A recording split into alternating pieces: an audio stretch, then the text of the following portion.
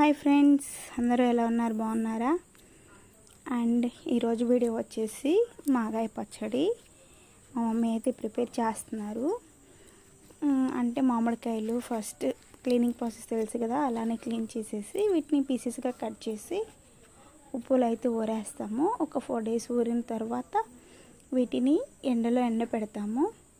వడకట్టేసి ఎండబెట్టిన తర్వాత బాగా డ్రై అయిన తర్వాత వీటిని ఈ పులుసులో అండ్ మసాలాలో కారము ఆయిల్ అన్నీ పెట్టేసి ఇలా అయితే మిక్స్ చేస్తారు. ఫస్ట్ అయితే కారము అండ్ మసాలాలు మిక్స్ చేసుకొని తర్వాత ముక్కలైతే మిక్స్ చేస్తాము. లాస్ట్లో అయితే పోపు పెడతాం కదా, ఈ చట్నీలో వచ్చేసి వేడి నీళ్ళు పోస్తాము పోపు పెట్టేసి. సో మమ్మీ అయితే ఇలా కలుపుతున్నారు. మా స్టైల్ అయితే మేము ఇలా చేసుకుంటాము. ఎర్రకారం వేసేసి మసాలాలు వేసి